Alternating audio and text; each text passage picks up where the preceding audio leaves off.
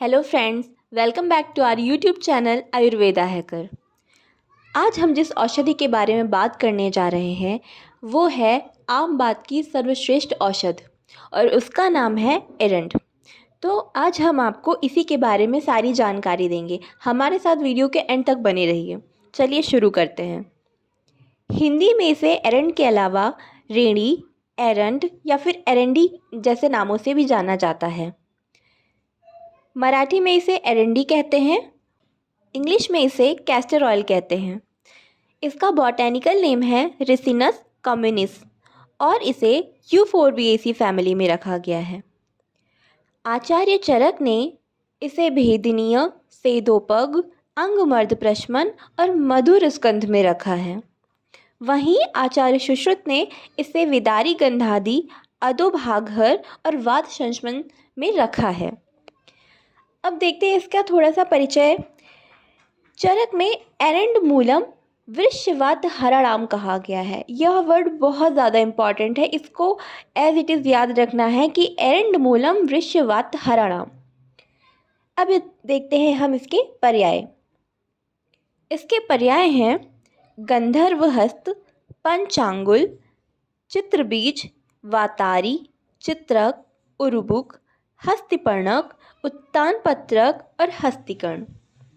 अब देखते हैं इसकी निरुक्ति कि इसे ये नाम क्यों दिए गए हैं। एरंड क्योंकि यह चारों ओर से वायु को दूर भगाता है, अर्थात उत्तम वातनाशक है ये, इस वजह से इसे एरंड कहते हैं। उर्बुक यह प्रकुपित वायु का नाश करता है, इसलिए इसे उर्बुक कहते हैं। गंधर्व हस्त, गंधर्व नामक मृग विशेष के हस्त सदृश पत्र होते हैं इसके, जिसकी वजह से इसे गंधर्व हस्तक कहा जाता है। पंचांगुल, इसके जो पत्र हैं उसके अग्रभाग 5 अंगुली सदृश होते हैं। उसकी जब आप पत्ते देखेंगे तो आपको ऐसा लगेगा कि 5 उंगलियां हैं, इस वजह से इसे पंचांगुल कहते हैं। बाकी चित्रक बीज इसे इसलिए कहते हैं क्योंकि इसके बीजों का जो कवच है वो चित्रित होता है, इस वजह से इसे चित्र बीज कहते हैं। व्याघ्र पुष्प, यानी पुष्प गुच्छ जो हैं इसके व्याघ्र के पूंछ के सदृश होते हैं, इस वजह से व्याघ्र पुष्प कहते हैं। चित्रक, यह वायु आदि विकारों का नाश करता है, इस वजह से इसे चित्रक कहते हैं। आमंड, यह चारों तरफ से सुंदर लगता है, इस वजह से इसे आमंड कहते हैं। व्यंडंबर, यह मल का स्राव स्त्रंशन करता है, इस वजह से इसे व्यंडंबर कहते हैं। वर्धमान, शूल आदि रोगों का नाश करता है, इस वजह से इसे वर्धमान कहते हैं। अब देखते हैं इसका वानस्पतिक वर्णन कि अगर आप इसे देखते हैं कहीं पे आपको ये मिले तो आप कैसे पहचानेंगे कि ये एरंड का वृक्ष है। इसका एक वर्षायु चिकना छुप होता है, कभी कभी यह झाड़ीदार या छोटे वृक्ष जैसे भी होते हैं।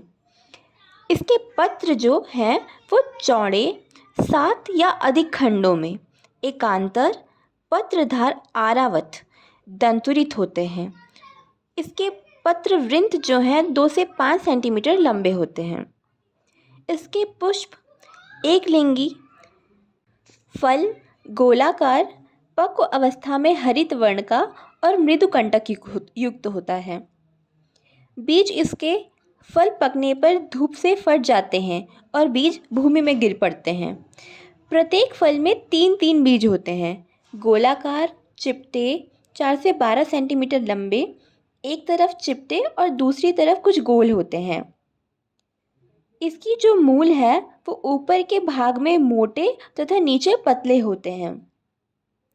बीज का जो बाह्य त्वक है वो पतला, चिकना, चमकीला, भूरे रंग का और चितकबरा होता है तथा अंतःत्वक जो है वो पतला और मुलायम होता है। इसका उत्पत्ति स्थान ये भारत के सर्वत्र क्षेत्रों में पाया जाता है। इसकी 2 प्रजातियां देखी जाती हैं, एक है श्वेत एरंड और दूसरी है रक्त एरंड। अब देखते हैं इसके रस पंचक। इसका रस जो है मधुर होता है, गुण गुरु, सूक्ष्म, स्निग्ध और तीक्ष्ण होता है। विपाक इसका कटु होता है और वीर उष्ण होता है। दोष कर्म से ये कफवात शामक होता है। अन्य कर्म इसके होते हैं संलग्न और रेचन। और ये अन्य किन रोगों में काम आता है? शूल, शोथ, कटी बस्ती सिर की पीड़ा, उदर रोग, ज्वर, ब्रद्न, श्वास, अनाह, कास, कुष्ठ, आम वातनाशक। इसका एक उपयोग भेदन कर्म है। गुरु और मधुर पाक से एरंड भेदन कर्म करता है। एरंड तैल सरगुणात्मक है। आर्द्रक स्वरस के साथ मध्यम मात्रा में एरंड तैल सुख विरेचक है और अति मात्रा में एरंड स्नेह तीव्र विरेचक है। एरंड तैल अपने स्त्रंशन कर्म से पक्वाशयगत तीनों दोषों का समन करता है। इसका दूसरा उपयोग है शूलहर। एरंड बिगुड़ वात का शमन करता है, अतः वातज शूल में एरंड प्रशस्त है। एरंड मूल क्वाथ, हिंगू और सैंधव के साथ शूल में उपयोगी है। एरंड तैल का लहसुन, सैंधव तथा हिंगू के साथ प्रयोग शूल, वातगुल्म, उदावर्त, आम शूल है।